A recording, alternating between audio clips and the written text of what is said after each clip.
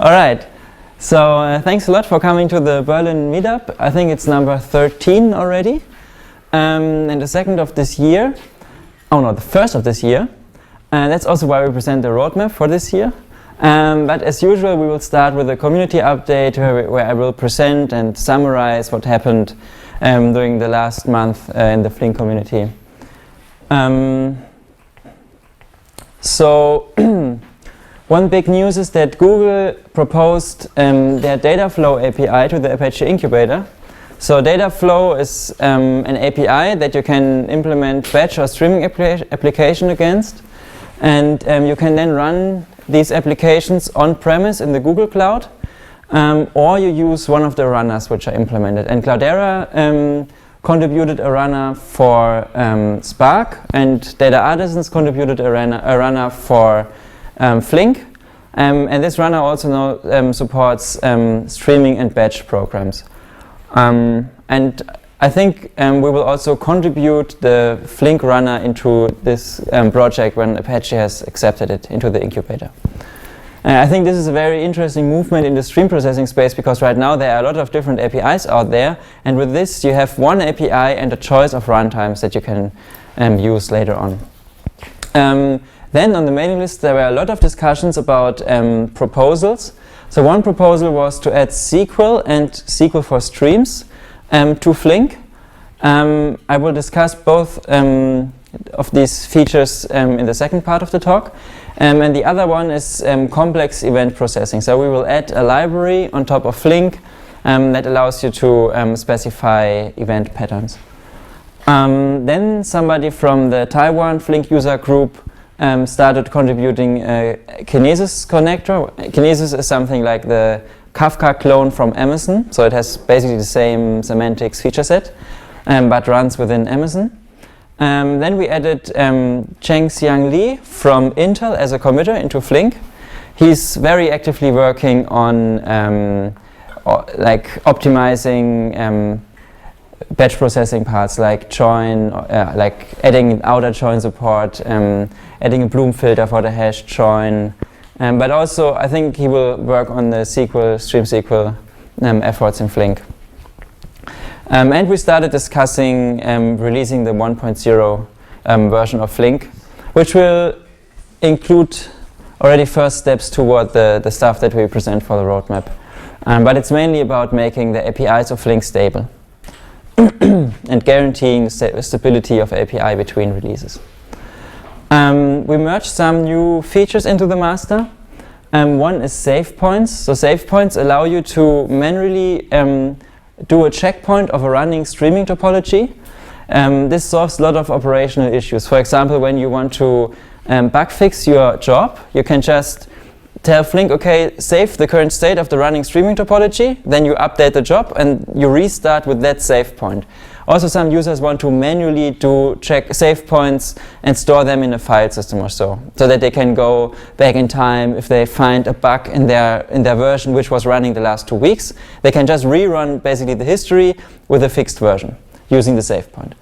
Then we have support for Kafka 0.9, which adds a lot of cool new features like security, quotas, load balancing between brokers. So you can now use Flink against Kafka 0.8 and 0.9.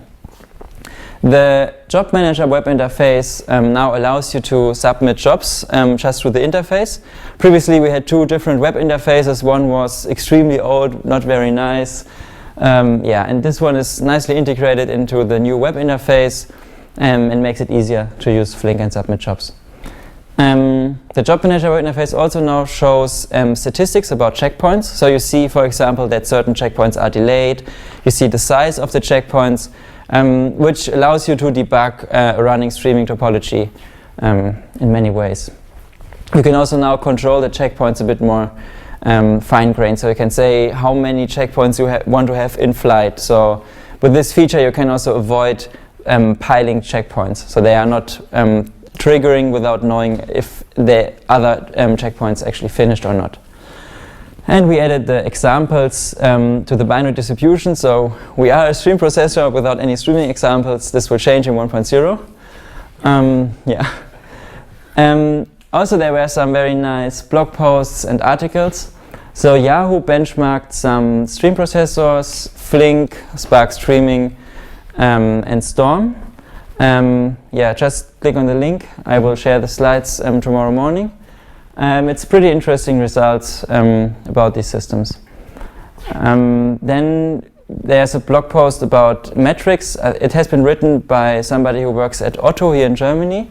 I think they are working a lot on exposing internal metrics to their internal system, and they describe in the blog post how they do it, how they are doing it.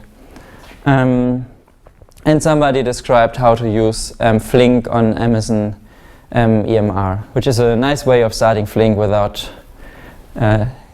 setting everything up manually, and you have a cluster. A lot of talks are upcoming for Flink. So at FASTM in Brussels this weekend there will be 4 talks about Flink. Then there will be a talk in Poland, at QCon in London. There are 2 talks at the Hadoop Summit, and at Strada San Jose and Strada London are talks accepted. And I guess there are more talks which will be accepted in the future. And yeah, some of these talks are also done by our always growing global Flink community. So I think we added at least 1 new continent over the last month, which is South America. So there is now a Brazil Apache Flink Meetup group. Then there is a Taiwan user group, which is very, very active actually. So the guy who started it is also contributing to Flink. And there are, there's 1 in India, in Delhi, and 2 in the US, in Phoenix and Dallas. So you see communities still growing, and yeah, a lot of people are really enthusiastic about Flink. You can also see that reflected in our GitHub statistics. So we today I think passed the 900 stars on GitHub, and you can also see that a lot of people, like 35 authors, did 128 comments in the last month to the master, and 143. I think we have some additional branches for the past releases and so on. So yes, the community is very healthy. And I want to present the Berlin Buzzwords as well to support the local community, the local big data open source community. They asked us to let you know that the Berlin Buzzwords is going to happen in June in Berlin at the Kulturbrauerei. And if you use this promo code, you'll get a 10% discount also on the early bird prices. So if you're planning to sign up anyways, use this discount code. It will make it a bit cheaper. And they are still looking for talks, so you have until February 7 to submit your talk and present what you did at your company. Ideally, the talk is about Flink, but I think they also accept non-Flink talks. But it's probably it's very easy to submit a Flink talk. So that's it for the community update. So I hope you are now you now know what's going on in the community. I will now talk a bit about the roadmap. So what the community agreed upon to do in the next year. I mean, we cannot control what open source committers are doing. Priorities are shifting all the time, and user demands are shifting all the time. From last year, I know that usually a lot more contributions are coming in, which we are not expecting. But this is what the current committers decided to do in the near future. So one is StreamSQL, then the CEP library. Then I'll talk a bit about operator state, scaling, dynamic scaling of running jobs, and some more, but still important features. So SQL and StreamSQL, I don't know, actually probably this is already enough for you to know what's coming. So many people have asked for structured queries over data, but since Flink is a stream processor, we also want to do this over streams, not only over static data sets. And we also want to do it in a unified way. So ideally, you don't know whether, like, how Flink is going to execute it. It depends on what statements you put in your SQL query, on how we will execute it later on. And we will use Calcite for that, and they have already a standard SQL parser. for regular batch SQL queries, and we will add like our own SQL dialect for StreamSQL. This will be a custom parser and will allow you to define windows in particular, so that you can still do operations like groupings and join, but within this window. And all this will be based on the table API, which already allows you to do structured queries, and it will use code generation. So the table API currently is using code generation for optimization, but we will use Calcite now for the optimization step. Put the Calcite optimizer on top of it. I actually have a slide for that. So yeah, there are 3 ways to enter that. So one is the table API, where you can, in a nice Scala or Java DSL, specify your query. The second one is a SQL query, like you know it from forever. And then there is our StreamSQL dialect, which will be very similar to what is already in the SQL standard for streaming. I think also the Calcite project has started looking into that, and I think Apache Samza is also thinking about some streaming support. So I think we will try to make it as usable for the users as possible, and as similar to the other systems as we can. So these 3 APIs will translate into Apache Calcite, which is generating a logical plan, and then we will use existing rules to optimize that plan, and we will add our own rules to transform that plan to the dataset API and the data stream API of Flink. But all this is our concern. The user just has to specify a query, and we will do the rest for you. So how does this look like? I picked streaming example because I think streaming is the more interesting part. Is there a question? Yeah. So when you can go back to the last slide, what does this mean for users who use dataset and data stream APIs directly? Will you still have optimization going on that layer as well, or will you shift more optimization efforts on the layer above, where dataset and data stream users would maybe not benefit from it? So we will still use the same optimizer, which is in Flink already, but this optimizer is basically optimizing how to distribute the data among the machines, like partitioning, how to execute a join, and so on. And this is more about SQL-specific optimizations. So for example, decorrelating a join, or like doing filter push down or projection push down, which is specific to SQL or specific to a language where you know what the user is doing. If you just have a Java program to optimize, it's very hard to see that the user doesn't need a certain attribute somewhere down in the program. So we will use an optimization step for SQL-specific stuff, which ends up in like the best thing we can do for the dataset API, and then the regular Flink optimizer will decide on the join strategy, for example, or how to partition the data. So the dataset users can benefit from the same stuff, and we will not remove our optimizer or anything. Yeah, I don't know actually if Calcite has the rules and also the properties about data to see whether something, like to do decisions for a distributed system. I think Calcite has only been used in standalone SQL systems, where you don't need to decide on stuff like, I don't know, broadcast join, repetition join. Fabian is saying no? I think I've seen some properties for the distribution in Calcite, so okay. It's in there. Okay. And the Calcite optimizer, in worst case, you can always like, from Calcite, or the dataset program that we generate from Calcite can also contain hints for the Flink optimizer, so we can also like hard code the join strategies in Calcite, which we then simply translate in the dataset optimizer.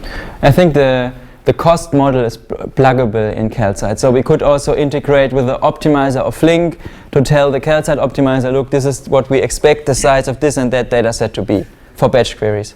So then Calcite can do optimizations on a join strategy, and we put a hint for the dataset API. But for existing dataset programs, this means nothing. Yes. Everything is on top of dataset. Yes. Yeah. So for existing programs, it would be, I think, way too much work to port our optimizer or to replace our optimizer by calcite. Yeah. Any other questions?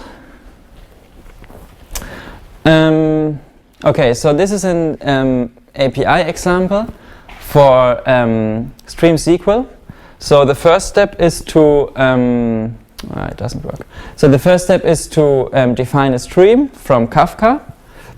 Then we need to, this is the stream, then we register the stream with a table environment where we basically specify the schema.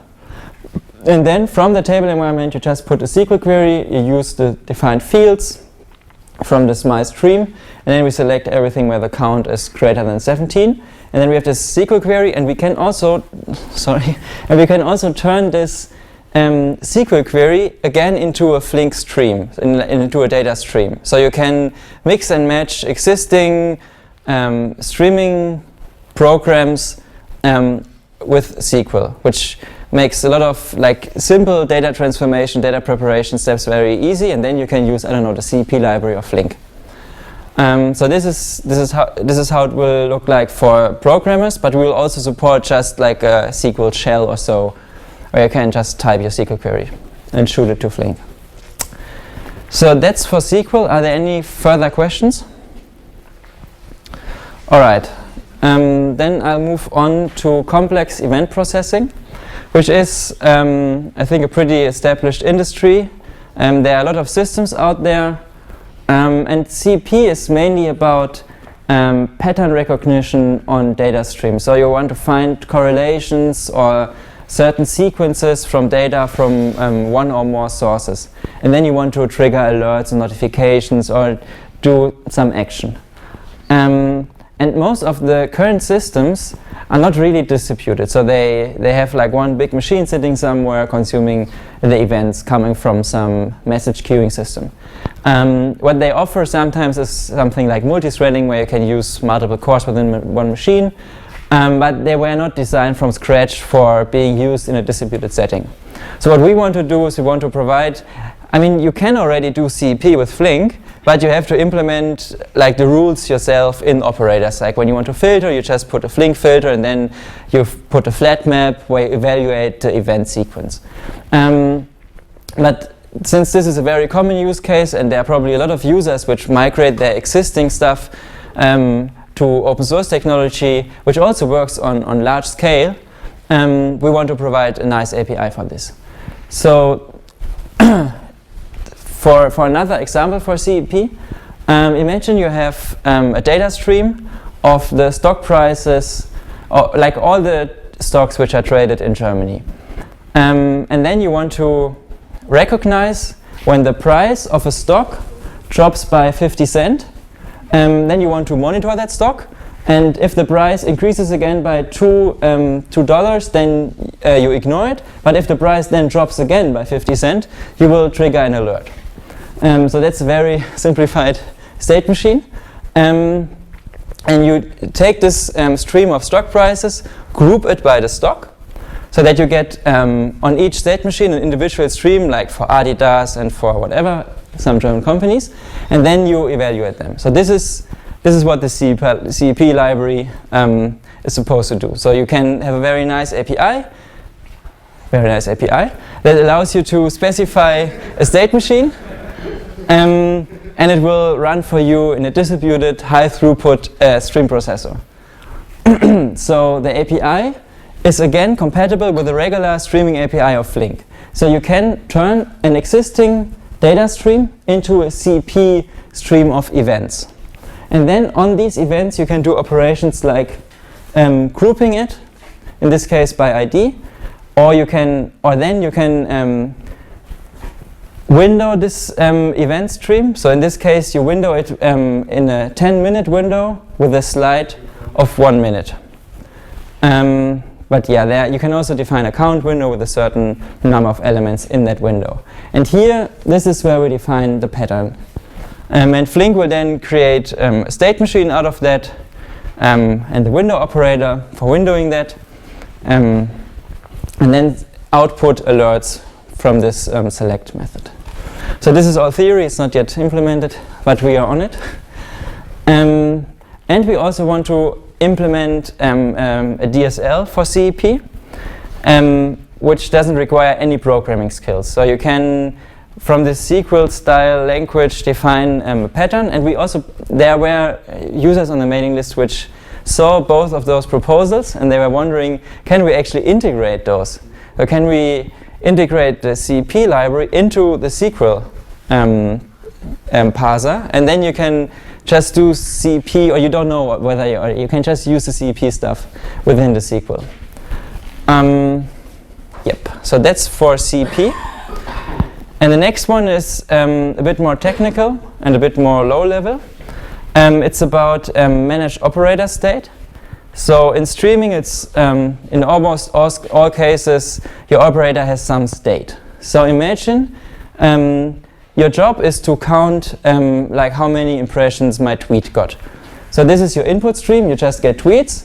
Then you have a user function, and that user function is supposed to count how often you saw a certain tweet by ID. And this count is what we call state. And the state is, for example, a hash map where the key is a tweet ID and the value is the count. And that is living on the heap, which is nice, it's very fast and so on. But what happens if something goes wrong? So in case of a failure, the contents of your RAM is lost. So you don't know the exact count. And the issue is that it's a stream. We cannot just replay as in batch. So yeah, loss of data. So what we do already in Flink is that we save point the state. So periodically in that stream there are these barriers, and every time when you see a barrier we tell the operator, okay, cool, take the RAM and put it in a file system, in this case to HDFS. So periodically we will write a file to HDFS from which we can restore, and the same happens also for the Kafka source. So the Kafka source knows, okay, I have to go back to this point in time, and then I can replay the stream, and the count is always correct in sync. People call it exactly once. So yeah, this is the current state in Flink. But what happens if your company is really successful and you get much more tweets? In this case, it might be that the stuff doesn't fit into the RAM anymore. So you have more unique tweet IDs than you have space in RAM. So the tweet ID is long and it's 8 bytes, and at some point you run out of main memory. So what you do, you start spilling the state to disk. But disks are usually slow. So the problem is then that when a checkpoint arrives at the operator and you start spilling the contents of or you start backing up the spilled file into HDFS, it might happen that that operator needs so much time to write your state into the disk that it actually blocks the entire topology, and Flink's back pressure will then stop all the other operators to the source. And to resolve that issue, we will introduce asynchronous and incremental snapshots to Flink. So we will not back up the entire state for every checkpoint. We will only back up the differences between the previous and the current checkpoint. And then we will periodically merge those differences again, which allows for fast recovery. It doesn't block the running topology, and it allows users to use more state than available in your main memory.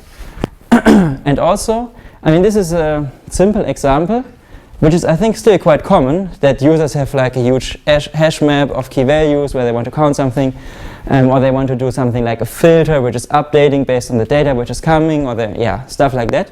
That's a pretty common use case. But Flink's internal operators, such as the window operator, is also relying on that.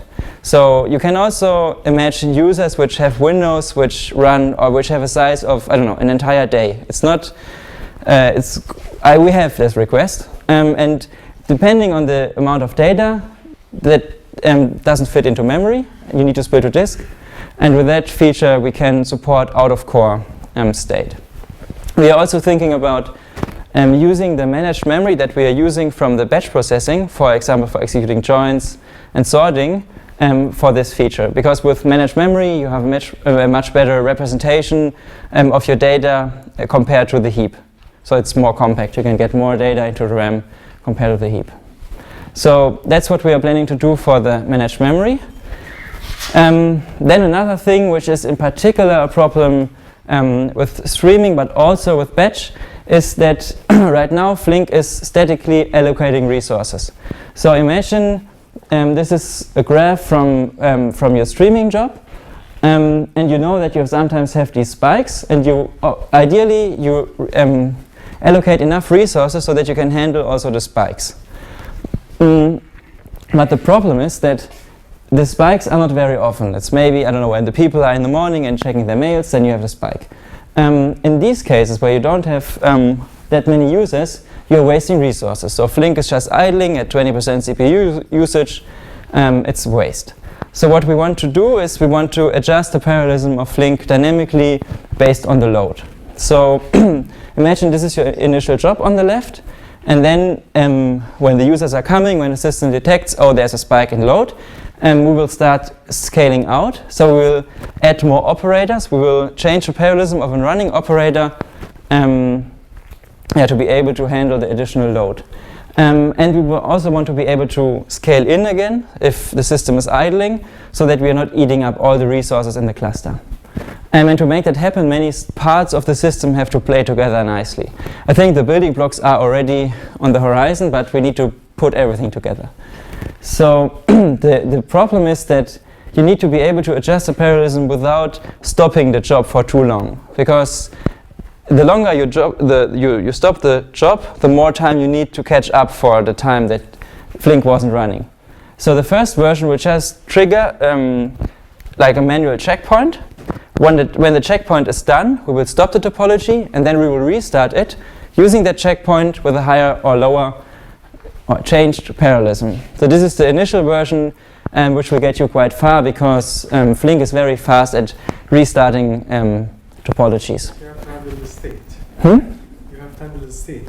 Yes, it depends on your state backend which you're using. That's right. So we also have to make at later points the scheduler aware where the state was previously. So ideally we will schedule the operators again to the same machines so that they can read the state locally. Sometimes you have to split the state. Yes, yeah, exactly. Yeah, this is the next 2 points. So for a stateless operator it's trivial, there is no state, but for stateful operators exactly this problem occurs. So if your hash map was previously distributed about 10 machines and now you want to distribute it over 20 machines, you have to somehow split up the state between the machines.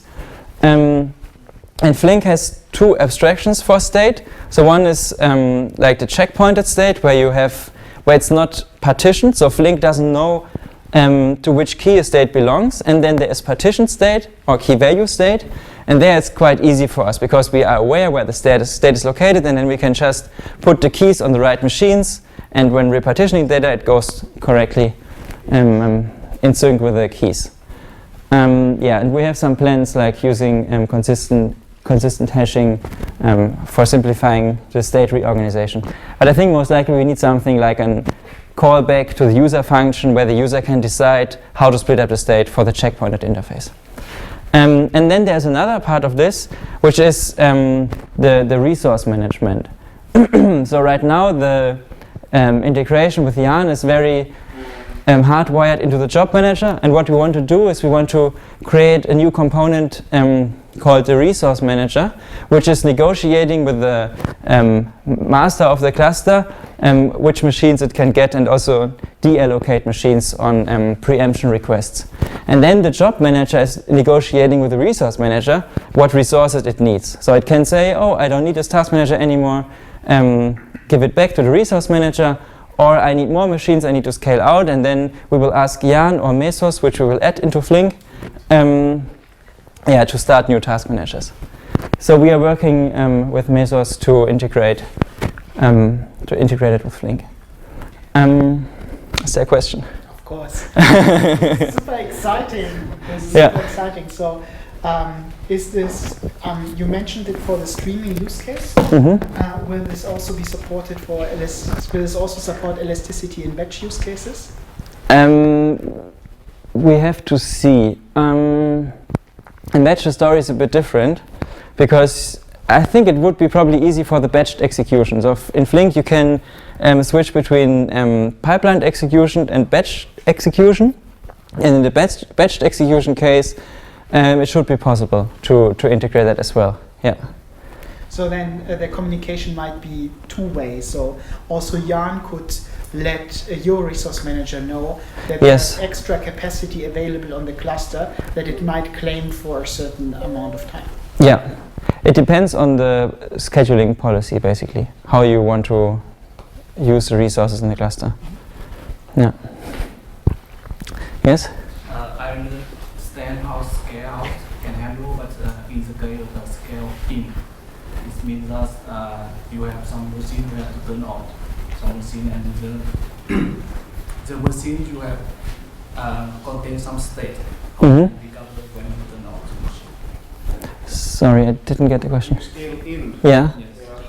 Stateful. Yeah. How do you do it? In a similar way, I mean, I mean the trivial case is that you scale from 10 machines to 1 machine. And in the case of 1 machine, you put basically all the state from all the 10 machines into the 1 machine. And then, since it's keyed state, so for the Windows, and usually users are also using the keyed state, I don't know, if you have a job where you key your stream by word, by a string, and then for every string you have a count. So this is like word count on streams. Flink now knows that for the word, I don't know, house, the count has been 15. And when you scale in, you put this tuple word and the count onto that machine. And then Flink knows for all the words, this is the count. So you can put the state from all machines into 1 machine or into 2, and then you need to split accordingly to the key. Yeah. Okay, so then the miscellaneous features. So one other feature that many people ask for is security, which means that we will add support for over-the-wire encryption for both RPC, so for the communication between worker and master and all the other components in Flink, and also the data transfers themselves. So we will use Jan to transfer the keys, or the user has to use the key store locally to establish an encrypt connection between the machines. Then we will add more connectors. I think Cassandra is something that a lot of people were asking, and somebody started working on Amazon Kinesis. But this mostly depends on user requests. It's not that hard to implement a new connector. Maybe also something with HBase. It depends. Then we also want to further enhance the metrics monitoring. Yes? Just short question. Is that reading or writing connectors or both? Both. Usually it depends. I mean, most of the time it's okay to start with a reading connector. But it depends on the user request. But I think for Kinesis we will add both. For Cassandra there are no concrete plans yet. Yeah. But ideally you have both. Yeah, so the metrics, we recently in the 0.10 release added updating metrics where you can see the number of bytes and records processed. Also the custom accumulators of the operators are live updating.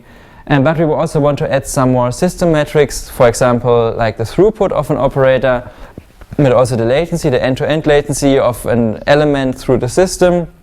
Then many people were asking for back pressure monitoring. So they want to know which of my operators is actually the root cause for a slowdown in the processing. And people were asking for monitoring the spilling behavior or out of core behavior. So when you have, for example, a join operator, you want to know how much disk space is this operator currently using, or how much is spilled and how much is in memory. And the same applies, of course, also for the state and for the windows and so on, where you also want to know where the data is actually located. So the back pressure, I mean the monitoring you will need for auto-scaling. Exactly, so for automatic, exactly, for automatic scaling, most of these policies depend on throughput and latency. Exactly. Yeah, so you want to know, I don't know, if the latency goes up a certain point or if the throughput goes up a certain point, you want to add more machines. Exactly, yeah. And I think that's it, 35 minutes. Very good. Thank you. Are there any questions? Yeah? I'm missing two things from the roadmap. Yeah. One, the machine learning library wasn't mentioned at all, and two, the Python API. Are these prioritized, not prioritized at the moment, or where are these heading? That's a good question. So I think for the machine learning library, it might actually happen that we will add some machine learning on streams. There are still a lot of contributors interested in contributing new libraries and new functionalities. So it's certainly not dead or anything. It's as active as the other modules.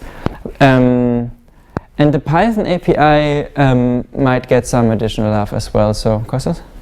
Yeah, so if I can add, I think right now the machine learning library sort of has a lot of contributors. It's kind of missing committers to merge things. Yep. Have a current picture. And the Python API is sort of missing a little bit of interested contributors. Yes. But I hope that we can actually solve both problems very fast, but we wouldn't want to commit to something that we're not sure about. But it also depends on user requests. So the demand for streaming features is overwhelming.